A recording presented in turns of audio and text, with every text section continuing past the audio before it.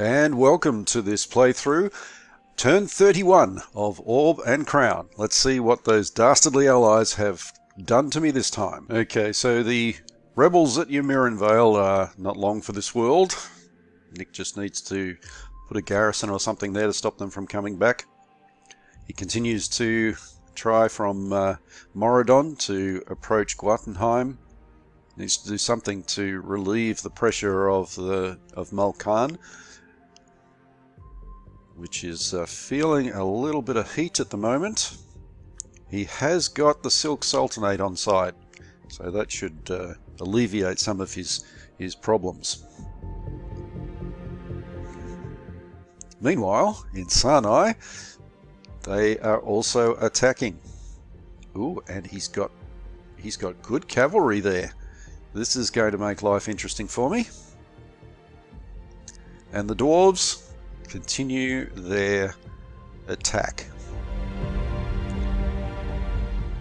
I can't see him getting through, but I could be wrong about that. I'd hate to get hubris. You know, all that stuff about pride comes before a fall and whatever. I'd rather not fall at all. So, the replay is finished, and I need to work out exactly what I'm going to do here. So, not much to worry about there. I did lose that cavalry unit from the Golden Khanate. Not happy about that. And it looks like I've been doing a little bit of, quite a lot of cutting off trade routes to Agnord. That's going to be hurting him a bit.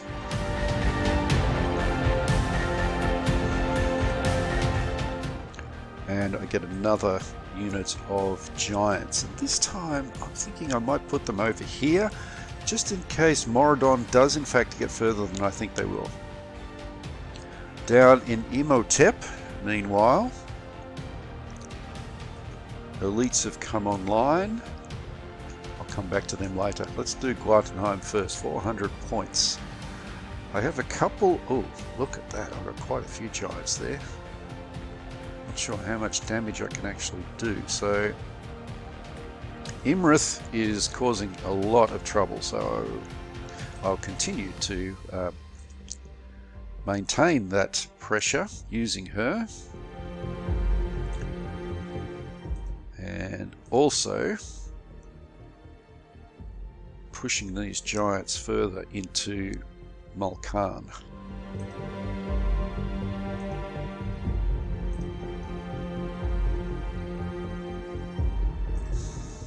So they've done quite a bit of damage there. Just need to see. Ooh, I can get through to that yes. Alright, so we'll go down here. Giant's not very good across a river. Struggling to keep the momentum there.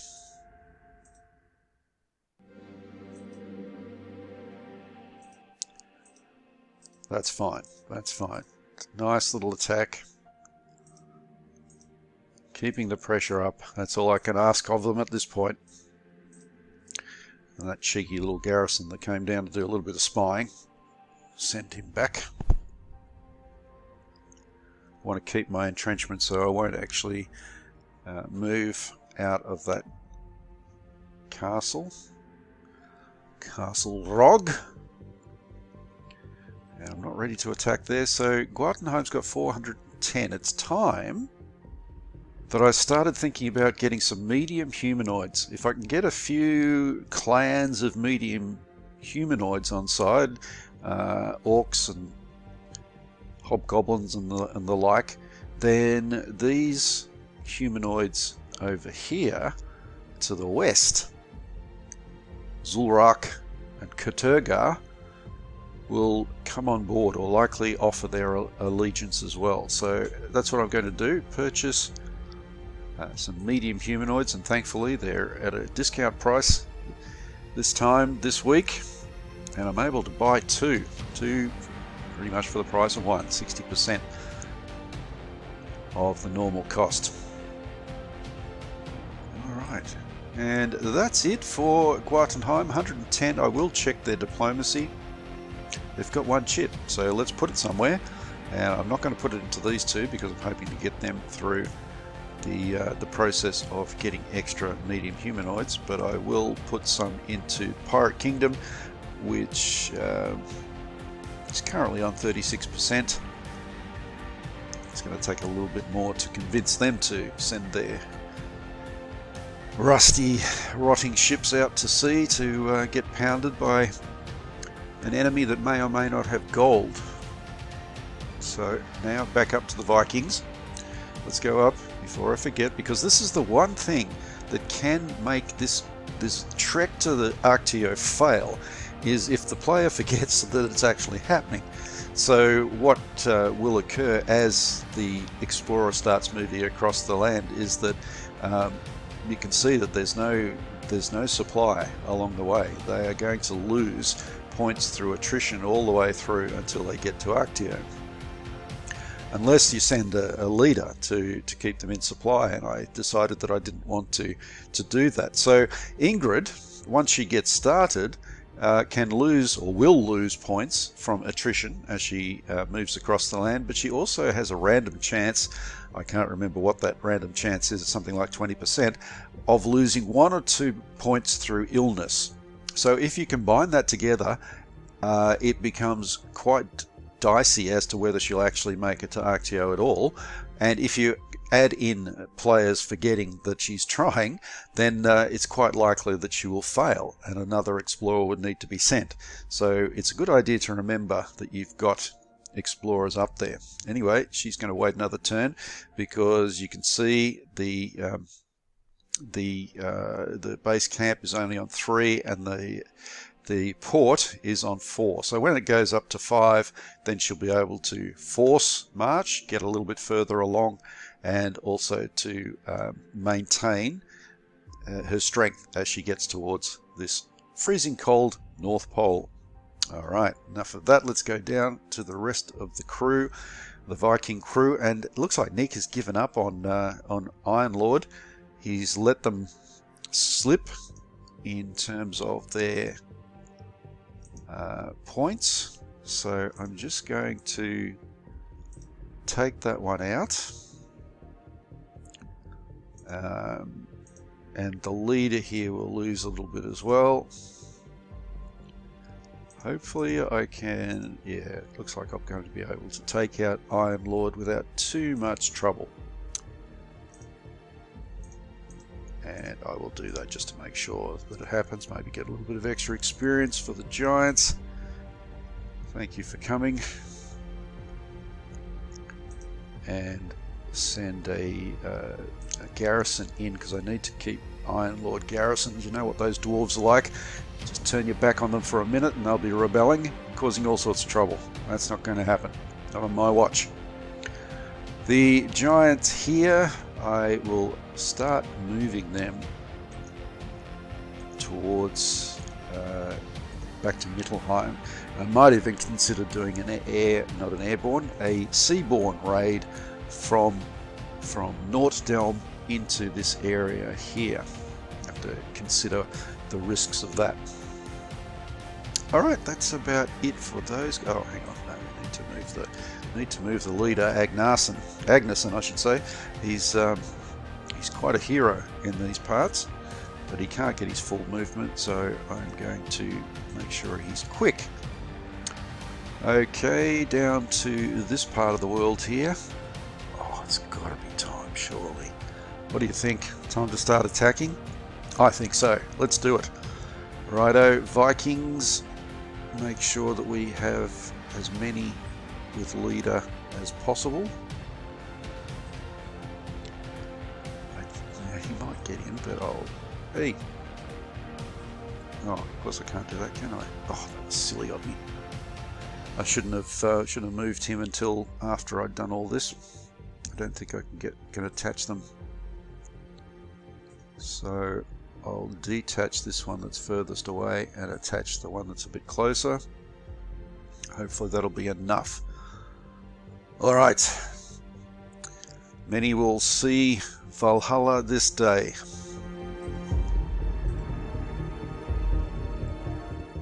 Alright, I'm I'm expecting losses, of course. Just not sure how many. All right. Big losses. But the Giants will help out with that. We've been able to move, but not able to get in there. Can I get them? No, no I can't. All right.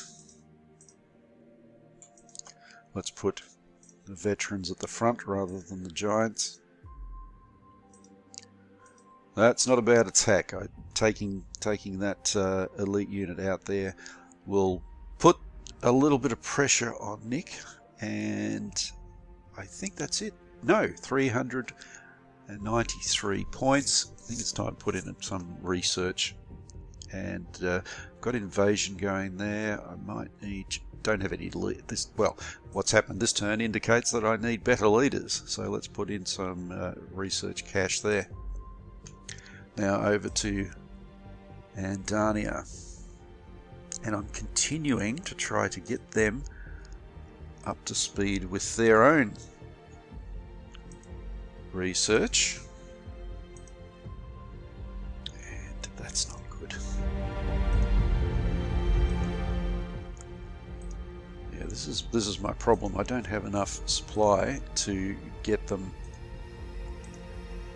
to speed enough. But I'll try. It's risky. It's risky.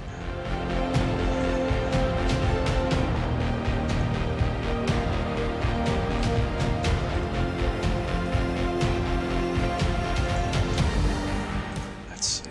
3 is pretty good.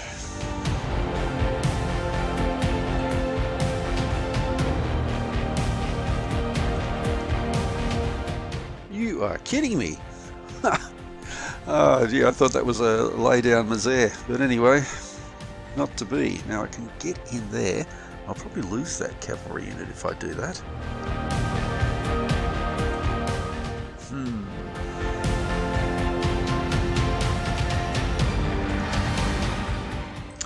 No, not going to risk that. That would be just silly. But I can get into a better position.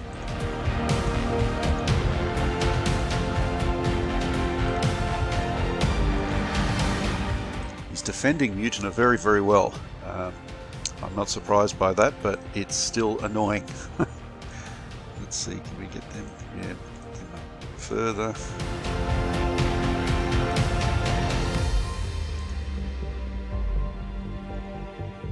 And no. Can I drop them up? Yes. Alright, so I can put him in there. Hopefully the, let's have a look at the supply. Supply now, a bit low. Yeah, next turn, better. So with those leaders moved, I should have a better chance of upgrading my units. And that one there can be useful next turn. Over here, oh, alright, well we've built one minor fortification here. Let's see if we can put another one in. Every little bit helps. Every little bit helps. So the Luna Valley up here is part of the gritty fantasy adventure for levels 1 to 20 called The Demon Plague by James Introcaso and John 4, who have done a great job of putting this together. Levels 1 to 20 is not easy. So that's where I've placed it in my campaign setting. So it's a very muddy place. There's a reason for that. There's a whole backstory of why the Luna Valley is as it is. And yeah, if you have a look at the module or the adventure, then you'll find out more about it. Okay, on to, well, I'm not going to do anything here. Well, what have I got? 48. Oh, no. I keep saying this every turn, but I'm still not convinced that Mermont will not turn on me, so I'll leave that for now. 942, and the Tentians are continuing to move their forces, getting ready for the attack that will come eventually upon the ancients. I am going to move some of these veterans into place as well.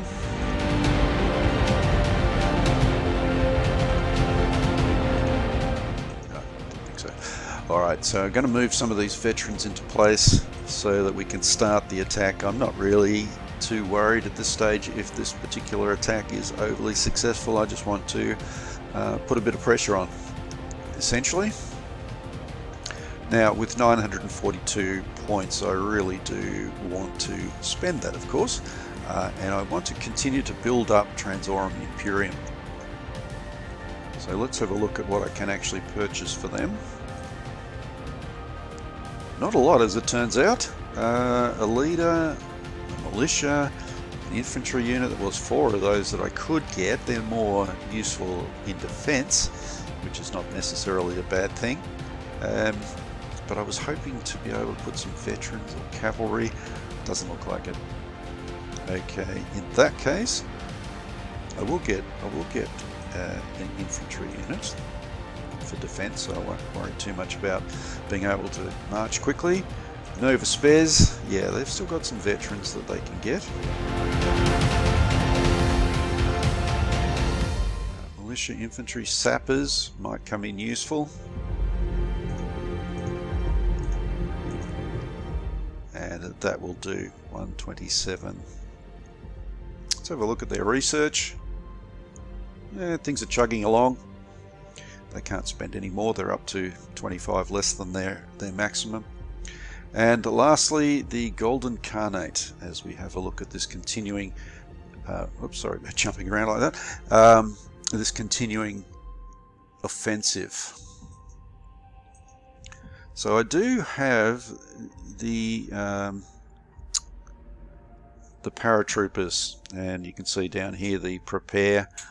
I don't think they're going to be able to go very far from there. I don't think they're going to be able to jump into Sinai, for example. So I might just see if I can move some of these guys out of the way so that they can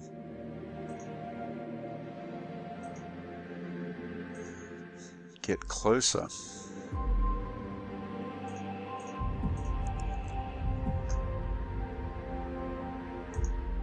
Right, that should do it. Alright, put them down here. We will now prepare for a jump. It's still not overly close, but it's closer. And hopefully they'll be able to use their griffins and hippogriffs to launch an attack into the city itself. If not, to at least be able to support the attack as it progresses. Because I've already lost a unit there, which was unpleasant. But you can see that now Nick is likely to, well, he's lost one of those cavalry units. And I'm going to come around and see if I can take out the other one as well. And yep, both of his cavalry units are gone. My elite will not be mucked around with, and they have done quite a bit of damage there. I don't really need to take out this Fort Valentin. I could kind of bypass it. That's what I think I might do. It's going to be quite expensive to take it out. Can I put any? Yeah, I'll get a bit of an upgrade going on with these guys. The leader here, and yeah, that's enough, I think. Alright, they've got 200 points. Can they use that in research? Yes, they can. So, invasion, espionage, we've got weapons and armor, marching formation already. They will need invasion eventually, but I don't know if they need it right now. So I think they don't have anything in espionage, so let's give them something to increase the rate of their research and technology. Alright, scrolling out now. Oh yes, of course. So with the Andanian fleet here, what I want to do is get down into these blockade hexes. Now I'll just hover over one of them, You can see it says the Tribal League mine production is disrupted by Andanian raiders. So these are, of course, Andanian raiders, and all I need to do is occupy one of these hexes to affect the production of the mines that the Tribal League has. So that's what I intend to do. Let's just have a closer look at what's going on. I'll send these. See, the thing is with that one, it's too close to the capital port. You never know what's going to come out of that. So I'm going to move down a little bit closer. Doesn't look like there's anything there, so that's okay. At some stage, of course, I'm going to have to go back and upgrade these ships. What's their supply is 10. Look, I'm going to do it. I'm going to put one here on the blockade hex. Now, if I go past the harbour, Butwanga harbour, rather than sort of attacking it or landing right next to it, it should show me whether there's anything there. Okay, so there's nothing in that port, and I'm now going to blockade it. If nothing else, that might get Nick thinking he needs to send his fleet back again. We'll see. We'll see. I could be wrong about that. And that is about it. Let's end the turn at this stage. So Andania, I've been affected by plague again. Really need to see if I can find some doctors to sort that one out. Iron Lord has surrendered, so that's handy. It means that island is now completely mine. Get 163 gold pieces out of that little conquest.